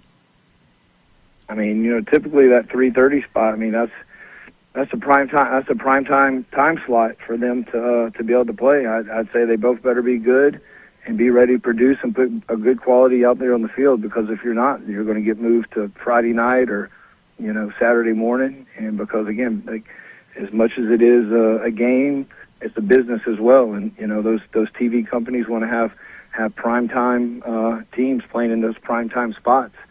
And, I think obviously it's good for those programs for that game to be at 3:30. But also at the same time, if both teams aren't producing and playing well, I wouldn't be surprised that I think you get moved in the future. Yeah. Now, last week we had Coach Alex Golish on the show, and man, I'll tell you, I know that you were a GA at Auburn, and you know a lot of people over there and have a lot of friends there. I was totally 100% impressed with the guy. I mean, he is sharp. Mm-hmm. I mean, just fantastic. What do you think about the program at Auburn? What do you think about how he's come in and what they've got going over there? Yeah, so I've definitely had a couple of run-ins with Coach Golish, from his time when he was at South Florida recruiting Raiden Bruins. Heck, he came by my office one time and we just sat and talked ball for 2 hours. And just, and I've also had friends that work for him as well, and everybody's been consistent and said the same thing. Man, he's a worker, he's a grinder, that if you don't like to work, then you don't need to work for him. And, like, I think, any football team is going to take on the personality of the head football coach. And, everybody said nothing. I expect Auburn football to be the same way, hard-working, hard-nosed. You've seen the saying, be who you say you are. They're not all into flashy slogans and all that type stuff. And looks like he's doing a great job of getting former players back involved in the program, and definitely taking a workmanlike process to everything that they do. So, again, with SEC, it's hard to get that thing turned around, but I think definitely he has the capability to do it. He's got a proven track record. And also, heck, he's brought a lot of players with him from South Florida. So, that learning curve should be good. Everybody should know, what they're trying to do, what they're trying to accomplish, and they can mix in some good players around, those guys. They got a chance. But again, the climate of college football, I mean, it's really hard, especially in the SEC, to keep that thing at a high level and get that thing turned around. Well, we appreciate you coming on, Coach. What time do you guys play, and who you playing against tomorrow? Yeah, tomorrow we're going over to Fort Walton Beach High School. We're in a 4-team jamboree. It's us, Fort Walton, Pine Forest, and Crestview. The JVs will kick off at 5 o'clock. The varsity will be sometime between 6:30 and 7. just kind of dependent upon transportation and getting over there. But we'll definitely be starting by 7 o'clock at the latest. And, we'll play essentially each team for a quarter. So we're excited to get over there and compete, and looking forward to watching our guys play. Well, Coach, we appreciate you coming on, taking time out of your schedule, and you guys go over there and have some fun. And you know what, Coach? Have some fun at Disney. And if you don't mind, just, I know you got my number. Just send me a picture so I can just show my wife, and that'll be good enough so she can get, a little bit of Disney, because she was on here when I was talking about it, and she's already putting Princess Castles on the Facebook page. So either way. I can definitely – I can send you the good, the bad, and the ugly of Disney. We can send it all to you. Okay, sounds great. Well, Coach, thank you so much. Coach Tommy Joe Whitten, everybody, from Mosley High School. Thank you, Coach. All right, so when we come back, we are going to dive into some more SEC football. We've got someone on the line that's going to talk about a specific team in Tuscaloosa. You're listening to the Sports Blitz with Paul Wilson right here at 104.3 ESPN, Northwest Florida. Who's hungry? Caller 10 wins a $25 gift card in the Ferrucci Feast. Call now. 850-215-6290. 850-215-6290. 104.3 ESPN Northwest Florida has your chance to win true Italian flavor in the Ferrucci Feast. Homemade pasta, handcrafted sauces, and centuries-old recipes. Listen weekdays at 8:15 and 5:15 for the cue to call. When you hear it, be caller 10 at 850-215-6290 and win a $25 gift card to Ferrucci Restaurante in downtown Panama City from 104.3 ESPN Northwest Florida. Good evening. This is Joanna on ESPN Northwest Florida with your weather forecast on this Wednesday. Clear tonight with a light breeze coming out of the northwest at 5 miles per hour and temps near 68. Tomorrow morning we will have sunshine and a wind speed of 9 miles per hour and be warm at 78. Sunny in the afternoon and evening and a high 82 with a gentle breeze. Sunshine Friday with a temp of 80. This forecast is brought to you by Earthworks of Northwest Florida. Thank you for keeping that dial on ESPN Northwest Florida. Rely on it. The legendary Pepper's Mexican Grill and Cantina, home for the most popular drink specials in town and now on the beach.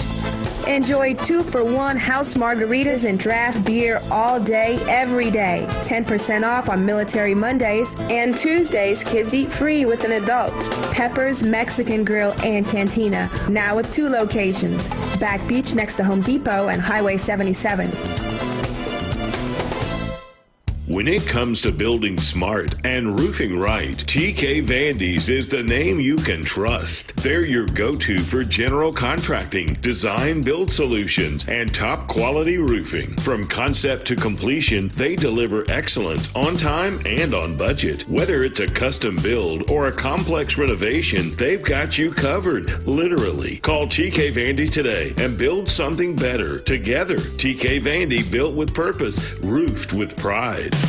Discover the new Kia. Stop by Bill Bird Kia today and test drive the all-new 2026 Kia, where comfort, safety, and technology come together like never before. Explore the new 2026 SUV family that moves you and drive away in a new 2026 Seltos, Sportage, or Sorento that are built to inspire every journey. Craving performance? Feel the thrill in the luxurious 2026 Kia K5 sedan, crafted for power, style, and you. And for innovation that sparks excitement, check out the 2026 all-electric Kia EV9, a modern masterpiece that's fast-charging, rugged, and roomy. Bill Bird Kia is the original 20-year, 200,000-mile warranty. It's the peace of mind that you can trust. Visit us at 2435 East 15th Street, Panama City, or online at BillBirdKia.PanamaCity.com. Bill Bird Kia, your local community dealer. The 20-year, 200,000-mile warranty is a Bill Bird Kia warranty. See dealer for details. 104.3 ESPN Northwest Florida gets results. Here's Brandon Strickland from Recommended Collision Center, Jinx Avenue in Panama City. At Recommended Collision Center, we're all about taking care of our community, and advertising on 104.3 ESPN Northwest Florida has helped us do just that. Social media ads were getting stale, but the Sports Blitz with Paul Wilson gave us a fresh way to reach local customers. We've seen more vehicles coming in for estimates, more phone calls, and more people recognizing our name. It's been a great partnership for our business, pairing up with 104.3 ESPN Northwest Florida. To see how 104.3 ESPN Northwest Florida can help grow your business, go to espnpc.com and click the contact button. Get your message heard and cut through the clutter.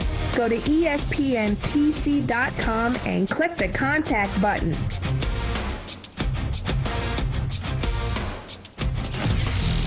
Mamma mia. We have another winner in the Ferrucci Feast. We are back. Who is on the line? Brittany. Brittany, you are caller 10, and you have run the Ferrucci Feast. Are you excited about that?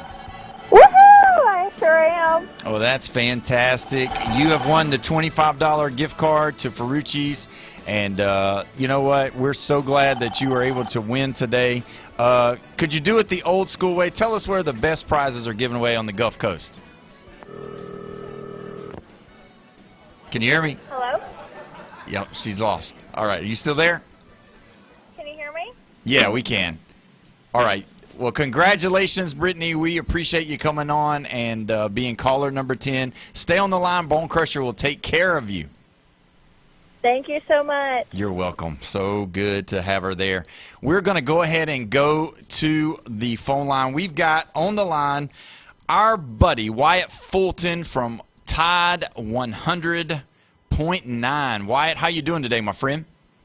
I'm good. Appreciate you guys for having me on today. Well, fantastic, Wyatt. You got to give us Alabama fans some, inside information. I know that the summer is just about on us. We had the spring ball. Give us kind of the summary of what's going on with the Crimson Tide, and then I'll have some questions for you because I got to know some insider information about some of the things that I've been hearing about. Yeah, absolutely. I mean, spring ball wrapped up, last month. Keelan Russell kind of took the spotlight on A-Day, the spring scrimmage there in Tuscaloosa. Looked utterly phenomenal from what we could see. Austin Mack was banged up on A-Day, so not that, he had a poor performance or anything like that. He may have just been limited due to some injuries. I know run game and the offensive line have been points of concern for a lot of Alabama fans this offseason, and A-Day may not have done much to quell those concerns, but I will say Alabama was without several key guys on the offensive line. William Sanders missed all of spring practice. Ethan Fields, the Ole Miss transfer, was kind of working his way with the first-team unit. He didn't go last month during the spring scrimmage. So you're effectively running with your third-string left guard out there, replacing 4 of your 5 starters on the offensive line. And last year's starting right tackle, Michael Carroll, was playing a new position at right guard as well. So really and truly 5 new pieces on that offensive line when you look at guys either stepping in as first-time starters or they're in their first year at Alabama or playing a new position in the case of Michael Carroll. And the running backs were not 100% healthy. I know Daniel Hill's been working on some things, trying to get a little bit more efficient with his size, one of the bigger bodies on that running back room, 230 pounds now.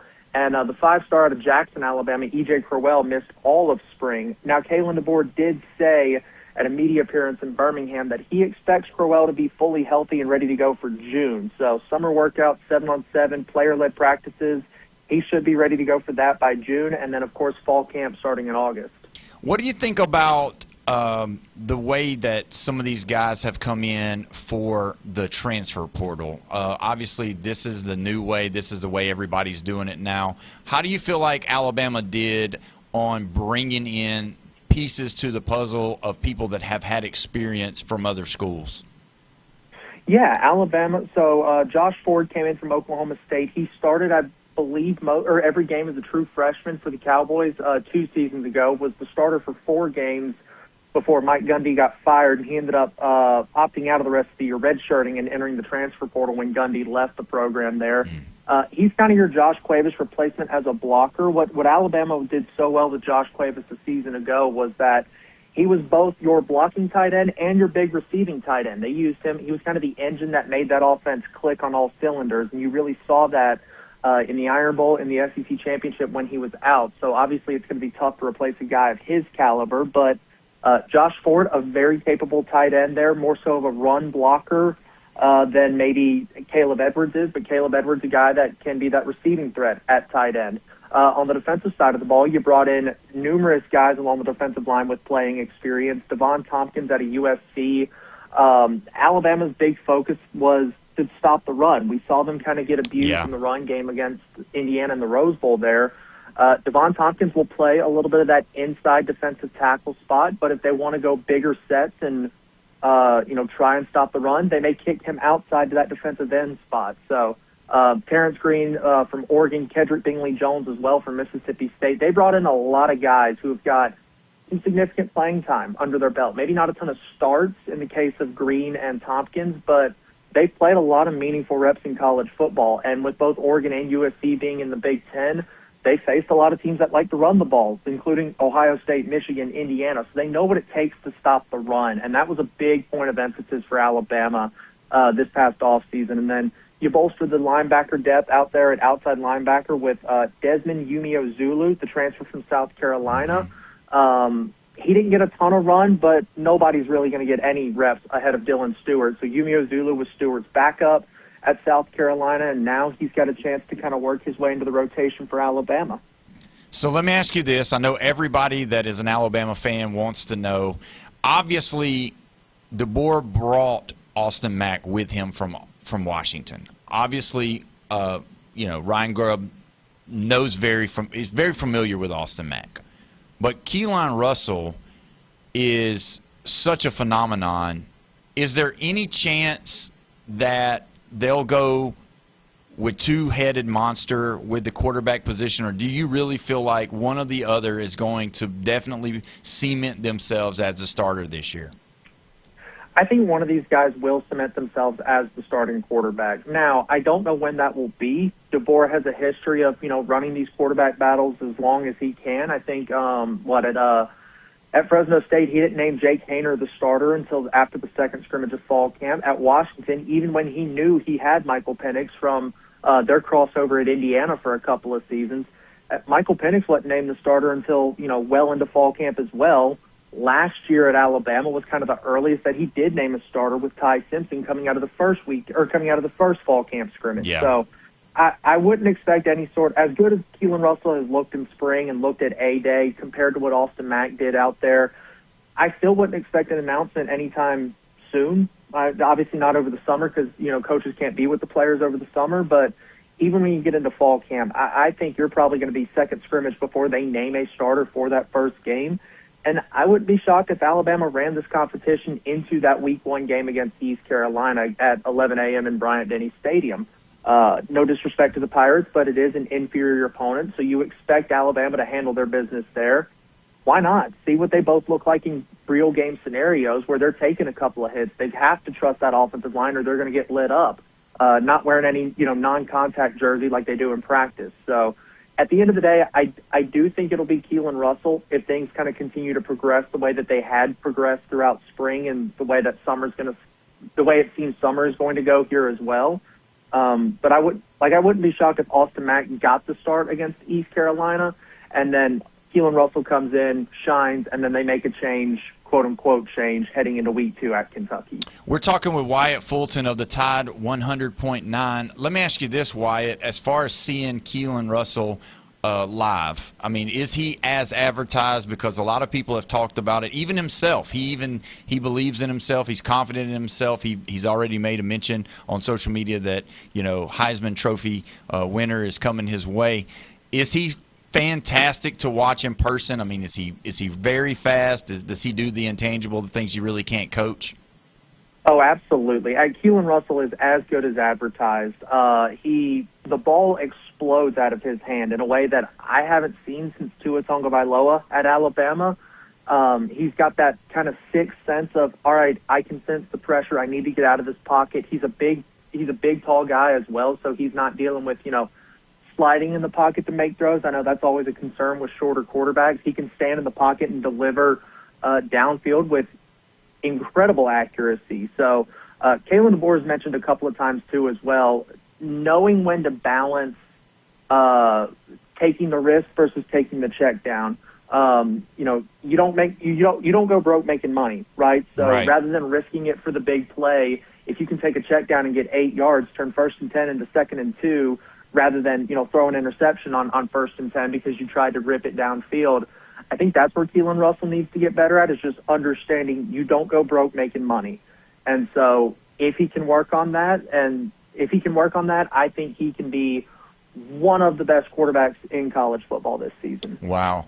Let me ask you this, as far as one of his targets, Ryan Coleman Williams, changed his number, changed his name.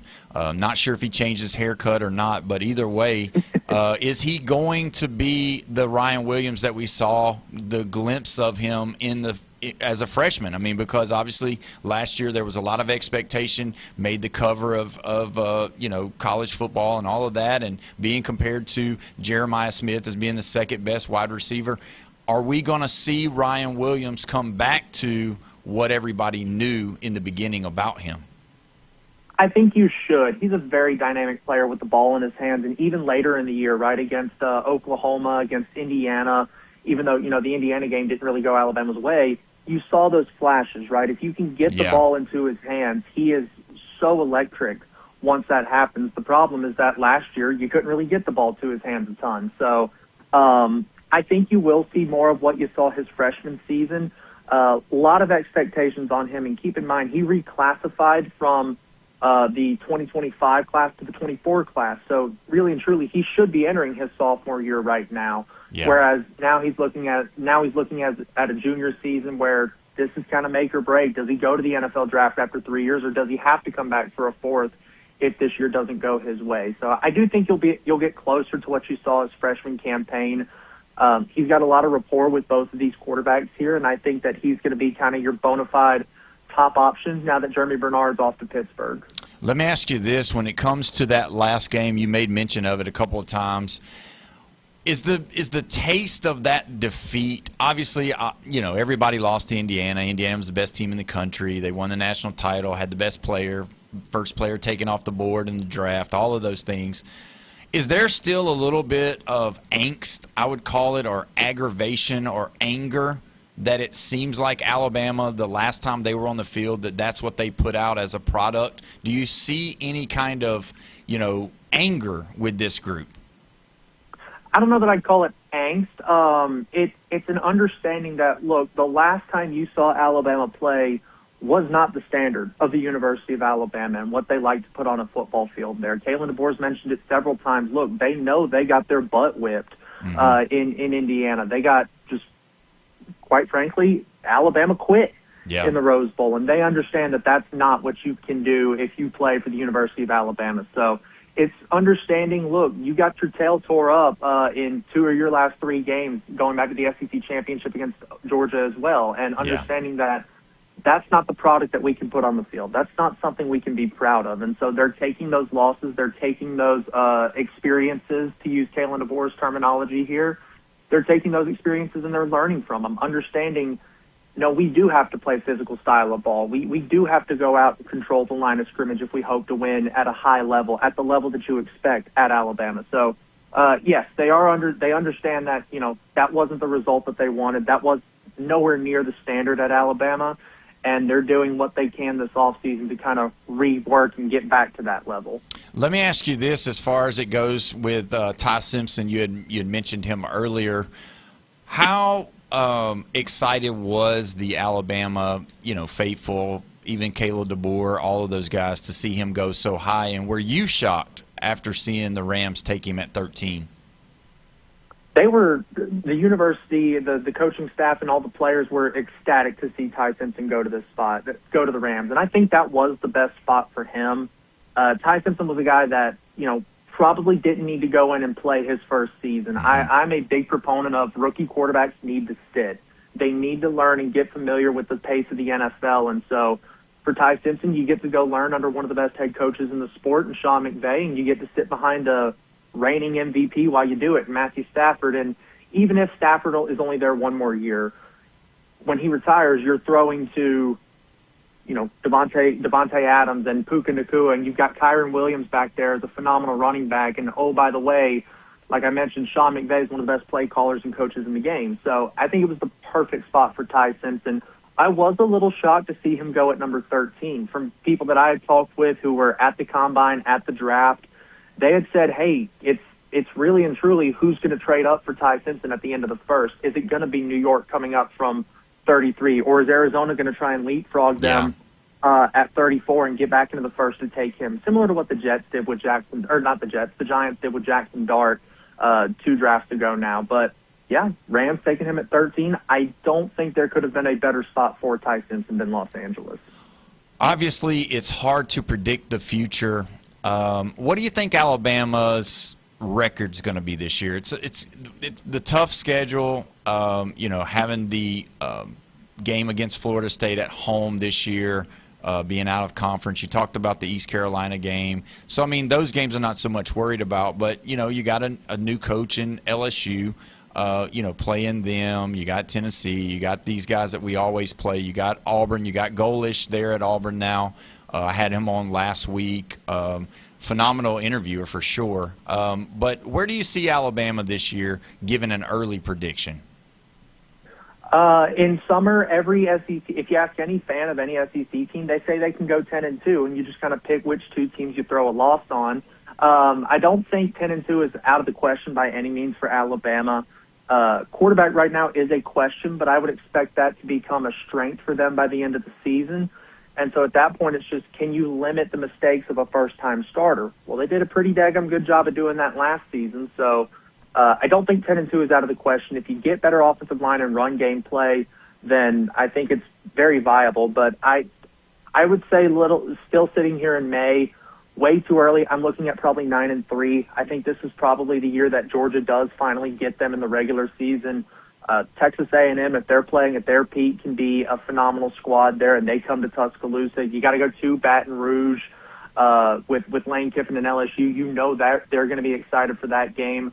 And Alabama hasn't won in a full-capacity Neyland Stadium since 2018 when Tua was the quarterback. So Neyland Stadium's kind of been the boogeyman for Alabama the last couple of seasons. So you've got some tough games on this slate, and it's by no means the easiest stretch. Kalen DeBoer also seems to struggle for the first time in new environments, and you've got 2 of those this year, going to Kentucky and to Mississippi State.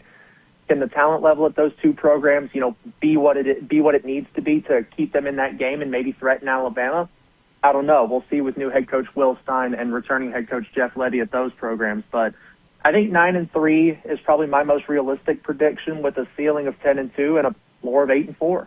Yeah, and being an Alabama fan, we were so blessed with having Coach Saban for all those years and looking at it, always wanting to be undefeated, but never more than 1 and possibly 2.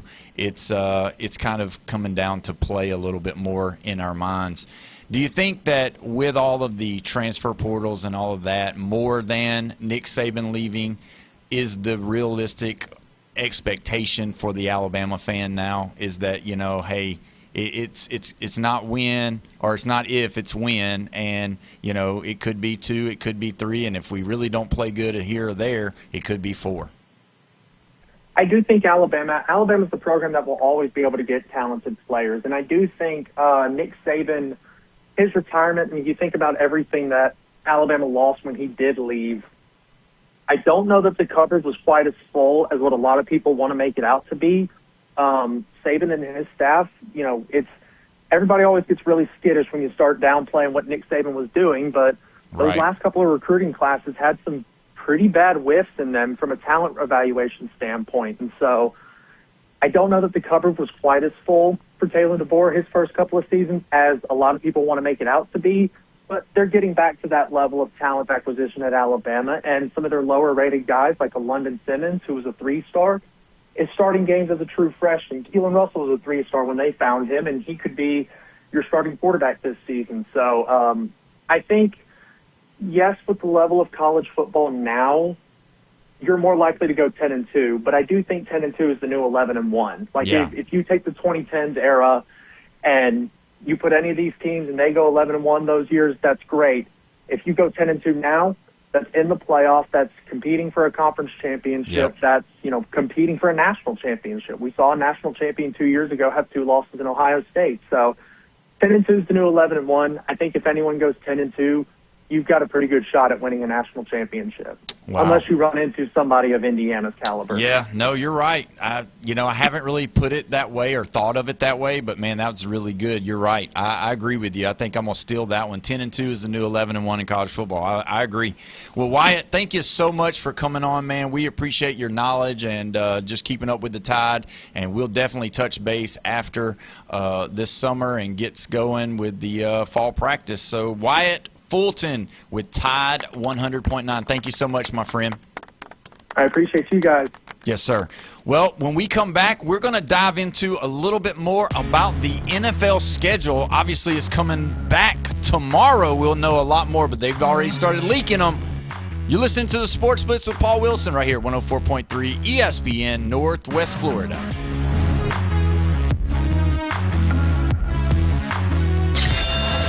We have another winner in the Ferrucci Feast. Coach Olds, Rutherford High School, man, you are caller number 10. Hey, Coach, have you ever been to Ferrucci's? No, I've heard a lot of great things about it. I got a great date night set up this weekend, though, with my wife. We're going to go sometime this weekend. We're going to go enjoy Ferrucci's. I'm super excited a little bit. ESPN Northwest Florida. Men, 40% of us over 40 experience ED, but the blue pill isn't your only option. And ladies, are you living with bladder leaks? At Thrive Alternative Medicine, they're introducing the Umcella Chair, a non-invasive FDA-approved treatment for urinary incontinence and sexual wellness. It's simple. Sit in the chair, fully clothed, for 28 minutes. The Umcella Chair uses high-frequency energy to stimulate your pelvic floor muscles. Patients report better sexual satisfaction and improved bladder control. Call Thrive Alternative Medicine, 850-655-7090. You've been low-key thinking about dropping a podcast. Well, now is the time to start, brah. Sports, politics, finance, science, health, real estate, music, interviews, surfing, conspiracy theories, or alien abductions. Ready to main character your own content? We can make it happen with Turnkey Podcast Productions from 104.3 ESPN Northwest Florida. Our local, modern, state-of-the-art multimedia recording studio is now available for booking, starting at just $100 an episode. Take your fandom to the next level. For more information, text the keyword studio to 850-215-6290. Text studio to 850-215-6290. Text studio 215-6290 or jam over to ESPNPC.com. Bruh. The Atlanta Braves are on a mission, and night after night they're making their case as one of the best teams in baseball. 3-2 to Drake. He swings and hits a missile to deep right field to the chop house and out of here. Tonight, the Braves welcome the Chicago Cubs to Truist Park for a big National League showdown as Atlanta opens up a 3-game set at home. Coverage coming up at 6. First pitch at 6:15 on your home for the Atlanta Braves on the Gulf Coast. ESPN Northwest Florida. Broadcasting from the heart of the Gulf Coast and streaming to every corner of the map. This is the Sports Blitz with Paul Wilson on 104.3 ESPN Northwest Florida. We are back live and local right here at 104.3 ESPN Northwest Florida. This is the Sports Blitz with Paul Wilson, and we're so glad that you joined us. Check us out on Facebook, YouTube, Twitch, or you can go on the ESPN Northwest Florida app as well. You can go back and listen, like, subscribe, and comment. We can still read those. Don't forget the Braves tonight host the Cubs, 6 o'clock right after the show. First pitch is at 6:15. Don't forget, if you want to be a part of this show, you still can be. 850-215-6290. Are you ready to move in Panama City? Well, if you are, you need to go to DuPlay, your premier indoor destination for family, fitness, and total fun. It is a great atmosphere. It is a full gamut of stuff you can do. If you like baseball, they got you covered. If you like soccer, they got you covered. If you like basketball, they got you covered. If you like flag football, they got you covered. Anything sport related, but not only just sport related, if you like to have fun, if you want to have a birthday party, they've got that. If you need some training, if you want to learn how to do better at jumping jacks or running or physical fitness. You know, I just saw the other day where they're talking about that the powers that be are starting to look back into schools and say, you know what, PE is very fun. It's not just a time for you to just take off, but it's very important for those kids to get out and do something and move and have activity, sweat a little bit, get excited, let that heart rate go up. DuPlay is the spot for you, especially in the summer. They're going to have all kinds of camps for you to enjoy for your kids. They also have things for adults. They've got like adult dodgeball. They got basketball. They got all of it. I mean, just all of that stuff. Go to look on their Facebook page. It's DuPlay. And if you want to, you can go online, duplayonline.com as well. You can go on there and look at the hours of operation and all of that. It's at 287 Aberdeen Parkway in Panama City. Make sure that you go over there and give them a shout and a look, because I heard it's very inexpensive too, so they have a good time. But either way, we don't have but just a few more minutes for me for the rest of the day, and I've got to start ranting. Listen, I am a red-blooded American, and I am from the good old United States of America, and we've talked about this a couple of times. Well, they finally have come out with the international games for the 2026 season of the NFL. And I'm just going to tell you, I'm disappointed. NFL, I'm disappointed in you. I understand you're trying to be a global nation, a global conglomerate. I understand that. I get it. You know, Roger Goodell, you make $64.6 million a year. So, yeah, you want to get all the countries, all the other countries involved. Well, I can tell you that September the 11th, that's right, you heard me, September the 11th, Melbourne, Australia, the San Francisco 49ers in week 1 plays the LA Rams on September the 11th. Now, I get it. There's other games going on, but I'm just saying, like, we need to be in America on September the 11th, not in Australia. Again, my opinion, I got the microphone. That's how I feel about it. I'm really upset about that, if you can tell. Rio de Janeiro, Brazil, is the next game that they've got, and it's September the 27th against the Baltimore Ravens and the Dallas Cowboys. That's week 3. And then in London, England, October the 4th in week 4, the Washington, I wanted to say Redskins, the Washington Guardians play the Indianapolis Colts.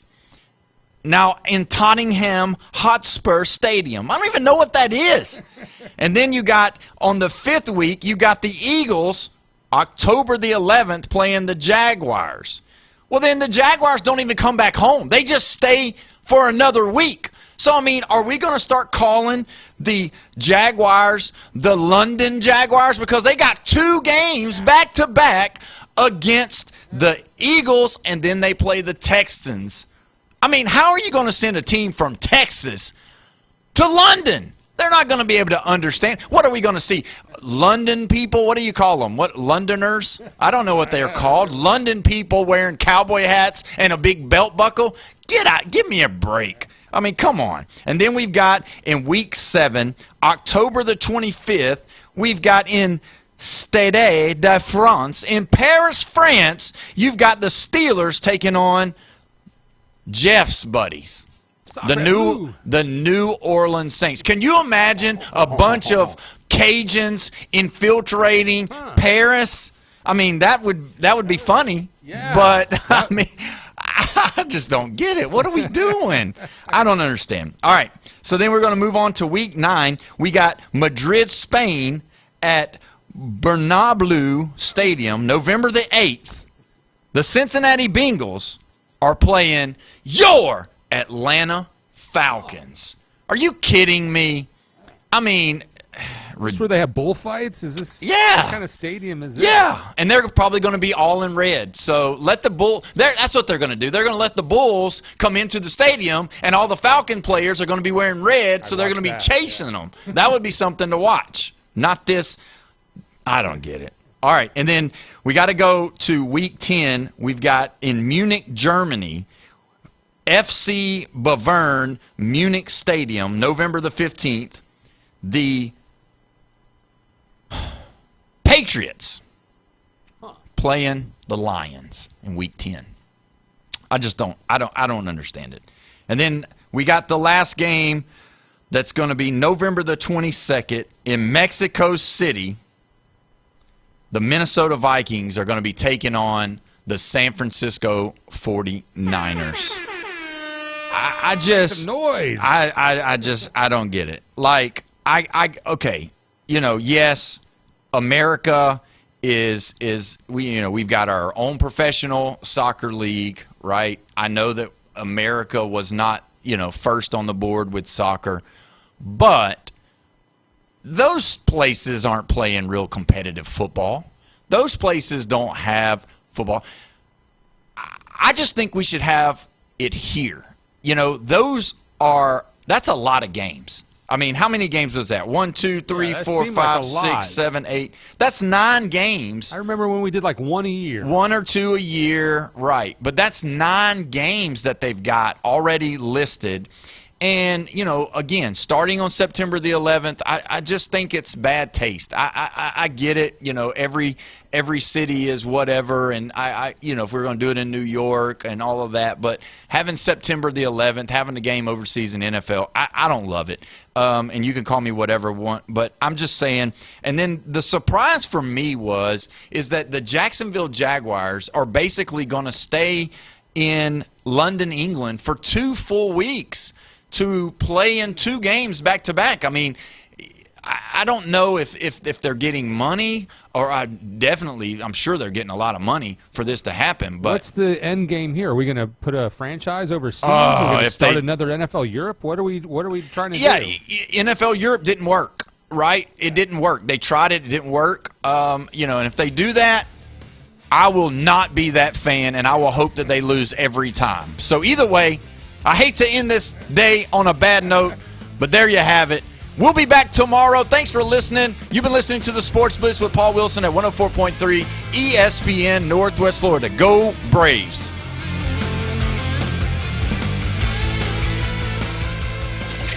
The Atlanta Braves are on a mission, and night after night they're making their case as one of the best teams in baseball. 3-2 to Drake. He swings and hits a missile to deep right field to the chop house and out of here. Tonight, the Braves welcome the Chicago Cubs to Truist Park for a big National League showdown as Atlanta opens up a 3-game set at home.